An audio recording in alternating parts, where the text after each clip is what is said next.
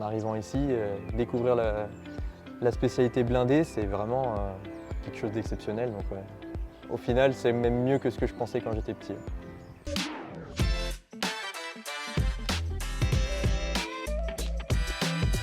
Nous sommes aujourd'hui au groupement blindé de la gendarmerie mobile de Satori avec le gendarme Antoine. Bonjour. Colonel, bonjour. Présentez-nous votre métier. Je suis pilote et observateur-tireur sur véhicules blindés. Est-ce que vous avez une journée type? Alors, il n'y a pas vraiment de journée type, ça dépend vraiment du théâtre sur lequel on se trouve. Qu'on soit ici à résidence, en exercice, en entraînement, ou alors déployé sur Paris en maintien de l'ordre, déployé en Outre-mer, on aura vraiment des journées totalement différentes, peu importe la mission. Et même pour 2 maintiens de l'ordre sur Paris, ce ne seront pas 2 journées pareilles, donc pas vraiment de journée type. Quelle est la première chose que vous faites quand justement vous devez piloter cet engin? Déjà, on va s'assurer que l'engin fonctionne correctement, donc qu'il n'a pas de fuite, que l'électronique fonctionne correctement. Et ensuite, on va pouvoir s'occuper de notre préparation matérielle à nous derrière. Quelles sont vos missions au quotidien? Des missions de maintien de l'ordre, des missions de transport de troupes, mais également des missions de secours à population. Et toutes ces missions, on va pouvoir les effectuer en blindé ou en étant en troupe à pied. C'est le métier dont vous rêviez petit? J'y pensais pas du tout, je connaissais pas du tout. Mais effectivement, le métier de gendarme a toujours été ce que j'ai voulu faire en fait. Et en fait, en arrivant ici, découvrir la spécialité blindée, c'est vraiment quelque chose d'exceptionnel. Donc, ouais.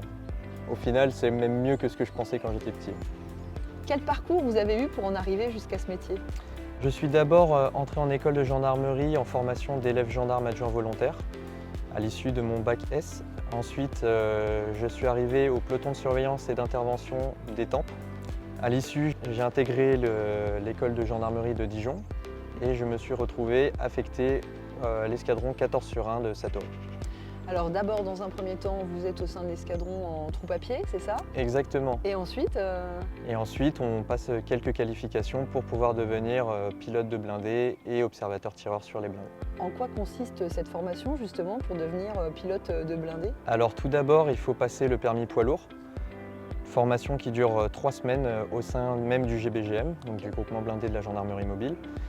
Et ensuite 3 semaines pour le pilote et 3 semaines également pour l'observateur-tireur, avec une 4e semaine à la fin de mise en situation où tout le monde est mis en commun sur les exercices.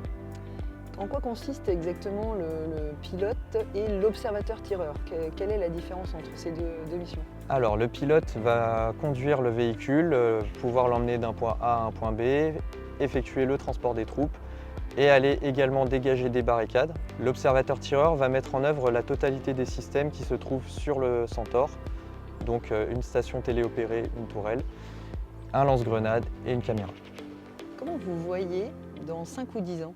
Je me vois peut-être à la cellule d'instruction blindée, peut-être encore sur le terrain, gradé de gendarmerie, actuellement dans le cursus du DA, diplôme d'armes. Donc je me ferme aucune porte. Pourquoi pas partir totalement ailleurs en gendarmerie départementale.